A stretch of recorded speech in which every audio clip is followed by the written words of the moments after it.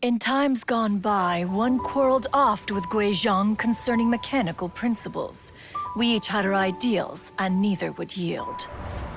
Under the pretext of a social gathering, one invited the impartial Rex Lapis to judge the quality of our creations. But Rex Lapis declared that Guizhong's obscuro vulpus mechanism was superior.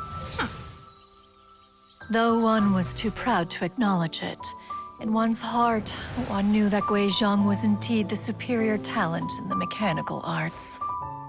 As for the story between Guizhong and Streetward Rambler, that begins with a certain bell.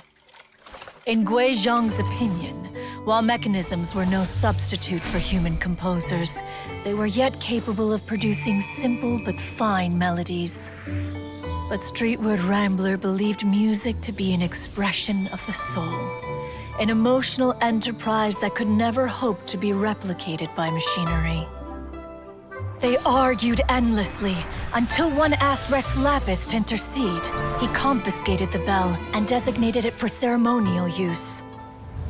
Thereafter, one would often find them convening in the mountains, discussing music, mechanics, and all the affairs of the mortal world. But these good times were not to last.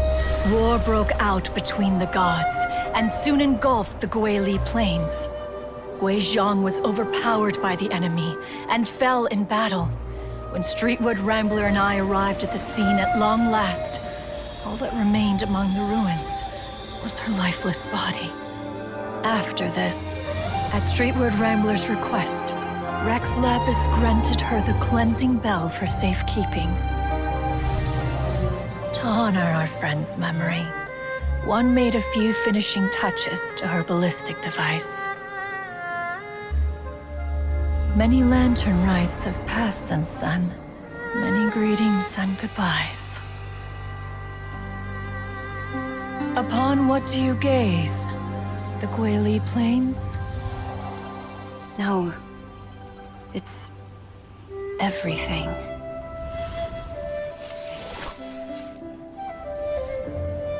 We think of human life as like a lantern that's lit one minute and extinguished the next. But are we Adepti so different? Perhaps as dust settles after a storm, we too must one day return to the world below.